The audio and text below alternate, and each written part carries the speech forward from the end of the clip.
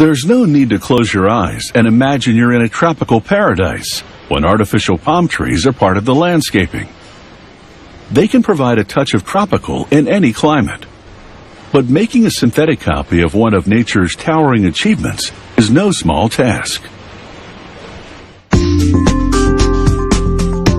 With artificial palm trees, there are no watering or other maintenance worries. So you really have it made in the shade. To manufacture a palm tree, a worker wraps sticky mesh tape around a tubular piece of polyvinyl chloride. This tube will establish the shape of the trunk, and the tape will allow the next layers to adhere to it. While all that taping is going on, a welder pieces together the tree's solid steel skeleton. He welds the base plate to a pole. He strengthens the joint with lateral supports called gussets. The gussets should enable the palm tree to withstand heavy winds. He adds height to the tree skeleton with another piece of steel. Artificial palm trees can be made to exact specifications, while in nature, things are less precise. After a coat of rust-inhibiting paint, they're ready to insert the steel skeleton into the taped PVC pipe. One worker clamps the end of the steel structure to a table, and the other member of the team slides the trunk core onto it. They screw the trunk to the steel skeleton in several places. With the foot pedal, a member of the team activates a spindle, and it turns the palm tree trunk, so he can efficiently wrap synthetic rubber around it. The effect simulates natural growth rings.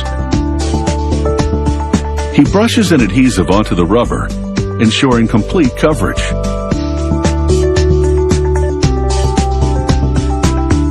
The adhesive is high strength and waterproof. Qualities that will allow this synthetic concrete to stick to it in all kinds of weather. The concrete is made of many components, including silicone and liquid rubber, and is the consistency of peanut butter. He spreads it onto the entire palm tree trunk. After an overnight cure, the coating solidifies, and he paints it with exterior latex paint using a light touch. He adds contrast with darker paint. It highlights the rubber ridges on the trunk to make it look more authentic. While the paint dries, he turns his attention to the slotted steel trunk cap.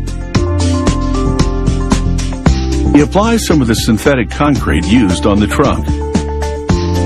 It will serve as an adhesive as he now presses a cocoa fiber fringe to the cap. The fringe of fiber camouflages the steel and makes the cap look like a tree husk. He ties it with wire to maintain the arrangement.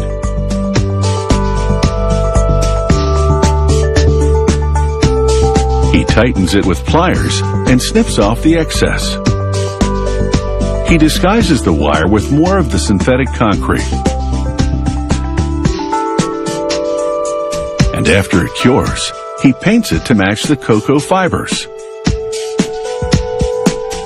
Successfully disguised by cocoa fiber and paint, he bolts the steel cap to the treetop.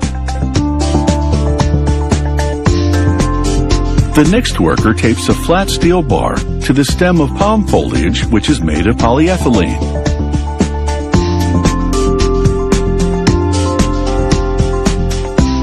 He reinforces the job with two metal clamps.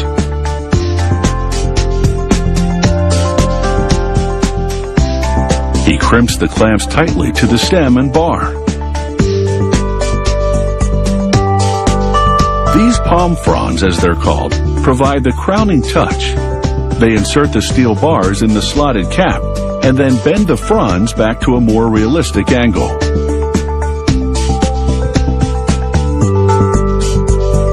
It's taken about an hour and a half to manufacture this artificial palm tree. Easier than waiting a decade or more for a real one to grow. And with the job done, it's time for a pina colada.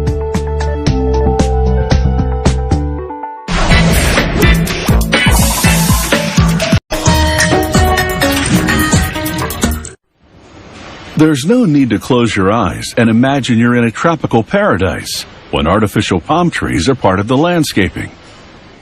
They can provide a touch of tropical in any climate. But making a synthetic copy of one of nature's towering achievements is no small task. With artificial palm trees, there are no watering or other